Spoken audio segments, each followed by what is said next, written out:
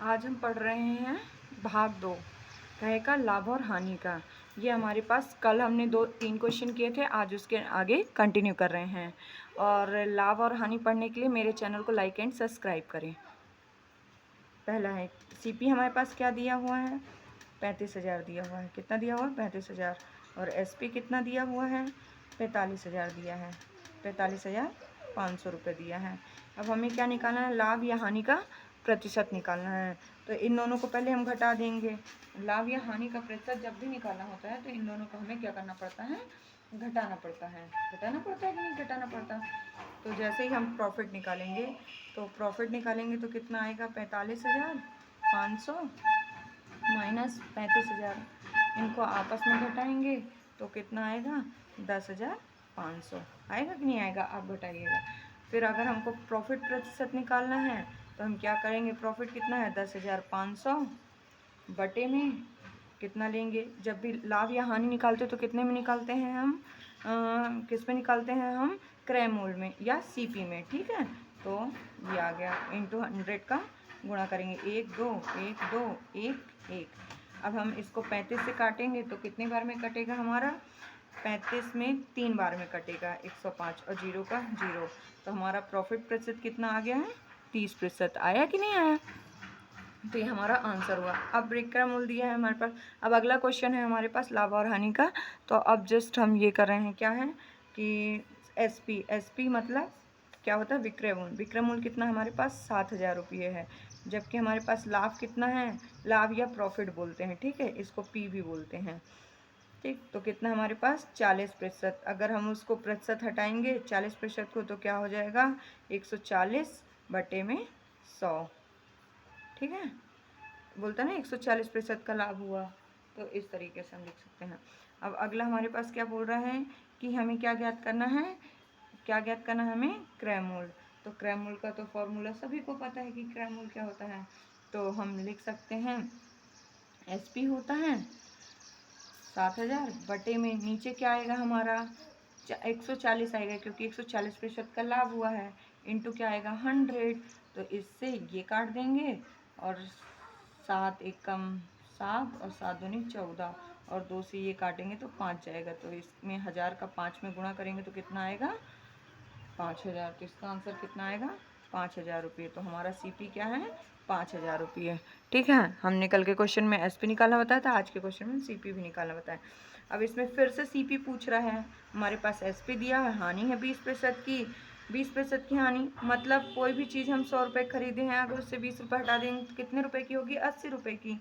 तो हम क्या लिखेंगे? 80। जैसे 100 माइनस 20% करेंगे तो कितना आएगा? 80 आएगा। तो ये हमारा क्या हुई? हानि हुई है 80%। ठीक है, तो अब हम क्या करेंगे? 10,000 रुपये ये लिए बटे में 80 गुणित 100 किए कि नहीं। अब इससे इसको काट देंगे, ये 4 आएगा, ये 5 आएगा। फिर इसको हम काटेंगे, 4 एकम 4, 4 दूनी 8, 4 पंचे 20 और डबल 0। अब ये हमने 2500 में 5 का गुणा करेंगे तो कितना आंसर आएगा हमारे पास? 25 चौको 100, 25 पंचे 125 आएगा कि नहीं आएगा? तो हमारे पास कितना आंसर आ जाएगा? 125,000 रुपये आएगा ना। ठीक है, अब हम अगला क्वेश्चन लेते हैं। ठीक है, आपको तो अच्छे से ही समझ में आ रहा होगा। अब ये लाभ या हानि के थोड़ा सा अलग टाइप के क्वेश्चन है। एक दुकानदार एक वस्तु को 5% के हानि में बेचता है। यदि उसे 10% का लाभ हो तो उसे 995 रुपये ज़्यादा मिलते हैं। तो क्रय मूल्य ज्ञात करना है। तो पहली चीज़ हमारे पास ये सीपी दिया हुआ है। ठीक है, इस साइड अगर हमने सीपी जितने में है, अगर ये 100 रुपये है, अगर 105 में बेचेंगे तो कितना रुपये का लाभ होगा? इस साइड लाभ आएगा। ठीक है, इस साइड क्या आएगा? लाभ आएगा। और इस साइड क्या आएगा? हानि आएगी कि नहीं आएगी? तो इसमें कितने प्रतिशत की हानि हुई है? तो 5% की हुई है कि नहीं। और इसमें कितने प्रतिशत का लाभ हुआ है? तो 10% का लाभ हुआ है। ठीक है, 10% मतलब 110 होगा ये। तो अब हम लिख सकते हैं सीपी, ये हमारा बीचों बीच में रहेगा। 5% की हानि हुई मतलब 95% हुआ, और यहाँ 10% का लाभ हुआ मतलब क्या होगा? 110। अब इन दोनों में कितने का अंतर है? कितने का अंतर है? जल्दी से बताओ आप। 95 500 मतलब 15% का अंतर है। तो हम क्या कर सकते हैं, 15% बराबर कितना ज़्यादा मिला है इन दोनों के बीच के अंतर में, 495। तो अब हम इसे काटेंगे, तो अब आएगा प्रतिशत बराबर क्या आएगा, 495 बटे में 15 गुणित 100। आएगा कि नहीं आएगा, ठीक है, आ रहा कि नहीं। अब इसको हम काटेंगे तो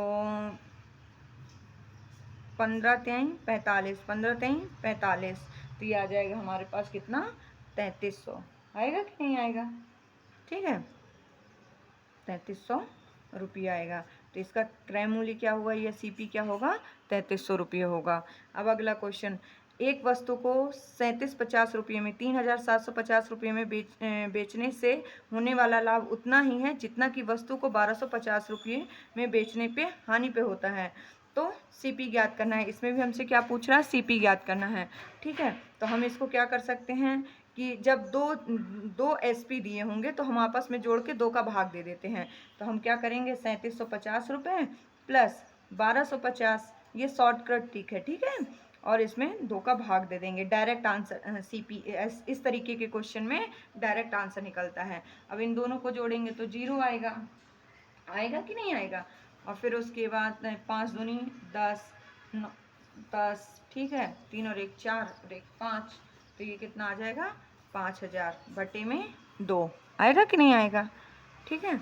अब इसको भाग दे देंगे तो इसका आंसर कितना आ जाएगा, 2500 रुपये। तो ये हमारे पास क्या आ गया, सीपी आ गया।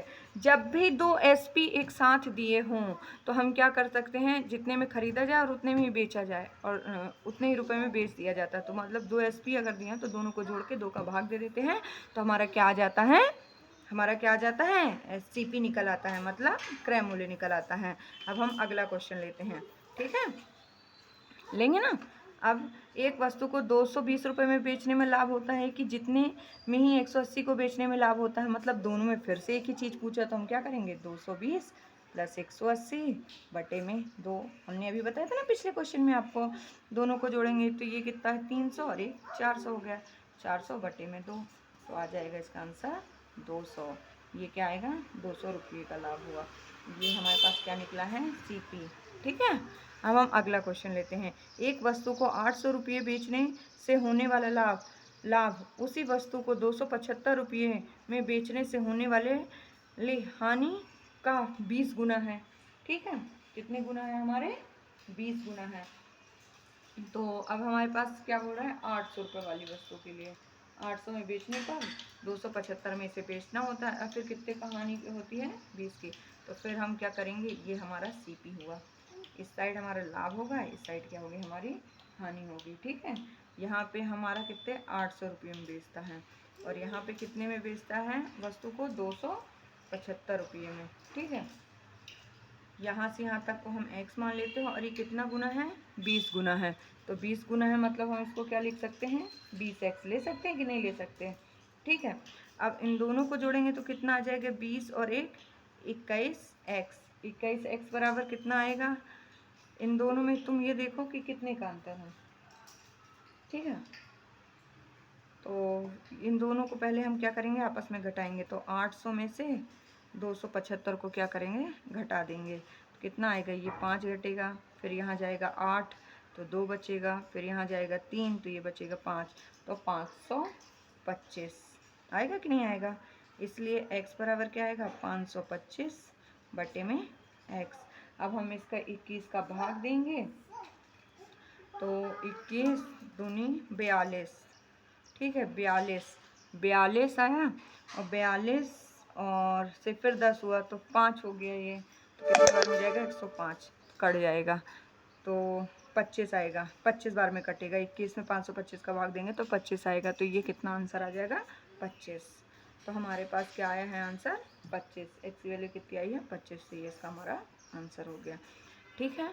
और मेरे लाभ और हानि को अच्छे से पढ़िए, नेक्स्ट पार्ट हम कल लेके आएंगे इससे आगे क्वेश्चन, और मेरे चैनल को लाइक एंड सब्सक्राइब करें। Thank you.